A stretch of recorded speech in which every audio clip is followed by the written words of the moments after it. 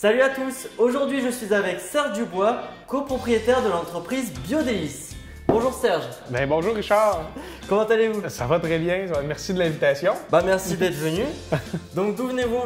Moi je viens du Canada, du Québec. Ça s'entend. Ah oui?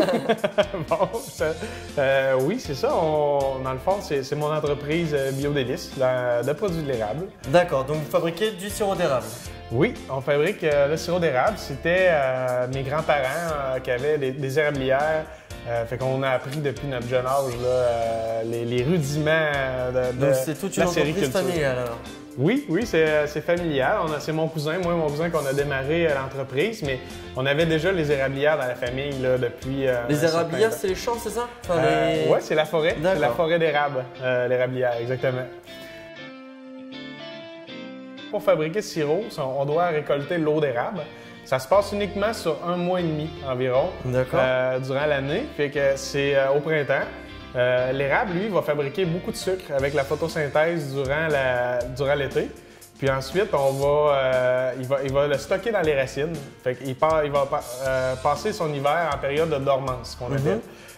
Ensuite, ce qui va se passer, c'est qu'au printemps, l'érable va dégeler. La neige va fondre, l'eau va se charger de sucre et de minéraux des racines pour monter. Et vous allez les récolter à ce moment-là? Exactement. Fait qu'on a percé un petit trou préalablement dans l'arbre pour aller chercher l'eau d'érable sucrée.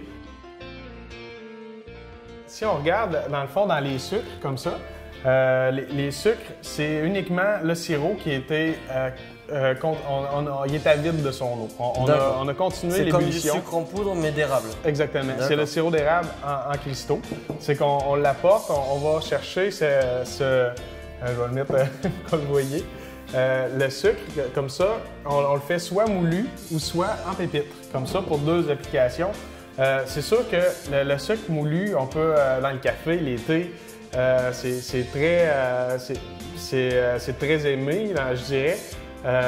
On peut aussi l'utiliser avec les pâtisseries, justement, saupoudrer, faire un peu de design ou aller chercher une touche parce que c'est très goûteux. On n'a pas besoin d'en mettre beaucoup. Et celui-ci, c'est un petit peu comme du sucre candy, j'imagine, non? Oui, c'est un petit peu comme le sucre candy, mais c'est plus friable, par exemple. D'accord. Ça se croque bien. Fait qu'on peut l'insérer dans un mélange, dans une pâte avant de le faire cuire, que ce soit dans un pain, ça va pas fondre un petit peu, mais on peut le mettre, par exemple, sur des brioches en petites pépites. Exactement. Oui, ça va faire un beau topping là, qui va être encore là très goûteux. Fait qu'on n'a pas besoin d'en mettre beaucoup, mais ça donne vraiment, c'est pas seulement un goût sucré qu'on apporte, c'est vraiment un goût qui est d'érable. Ouais. Puis donc, après... si on va vers le fondant d'érable, le fondant d'érable, c'est la texture de pâte à tartiner. Puis le fondant, lui, on le fabrique, c'est 100% pur, il n'y a aucun additif. Encore là, c'est la même chose que le sucre, mais on apporte le sirop en ébullition jusqu'à une température très précise. Ensuite, on retire du feu, on fait un choc thermique au froid, puis on fouette. Le sucre masse et ça fait une pâte. C'est un petit peu comme le fondant pâtissier qu'on utilise pour les éclairs. Oui, c'est ça. Ça peut faire des éclairs à l'érable, justement. À essayer. C'est une cristallisation fine. Fait que ça, c'est un produit qui est vraiment apprécié. Le fondant, là, qui est très rare aussi. Et la petite gelée, donc du coup, La petite gelée, là, on a un produit qui va être très doux parce que la gelée, c'est un mélange d'eau et de agar-agar pour faire le gélifiant. Fait que c'est sirop, eau, agar-agar, tout simplement. Puis, on peut... là, on a une autre texture, justement, pour arriver à faire... justement, ça peut être des toppings, ça peut être chercher, des fois, la petite touche, là, même au petit-déj, ça passe bien. Au petit-déj, oui, exactement.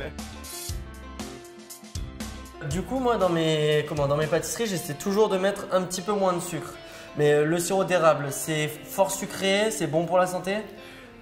C'est un élément qui fait en sorte que les produits de l'érable prennent beaucoup d'ampleur au niveau mondial parce que de plus en plus les gens veulent essayer de trouver des alternatives au sucre.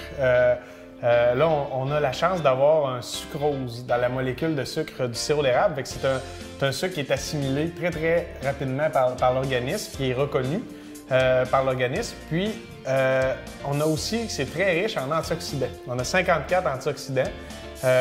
décelés dans le sirop d'érable. On a même une phytohormone qui fait en sorte que les personnes diabétiques de type B peuvent utiliser à petite dose le sirop d'érable pour aider à régulariser le taux de glycémie dans le sang.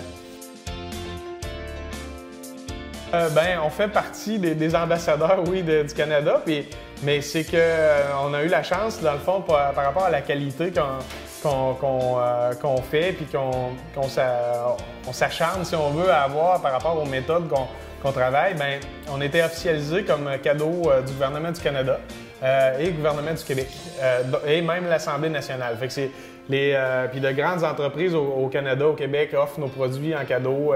On fait des belles boîtes de bois gravées au laser avec les armoiries fédérales, provinciales. En tout cas, ça a l'air bien sympa. Et à mon avis, il y a pas mal d'utilisations à faire. Rien que ça, je vois bien sur des petits cassons sur des petites brioches. Oui. Ça va être bien sympa à essayer. En tout cas, je vous remercie. Merci beaucoup. Et j'espère que, en tout cas, ça vous a donné envie d'essayer le sirop d'érable. C'est excellent.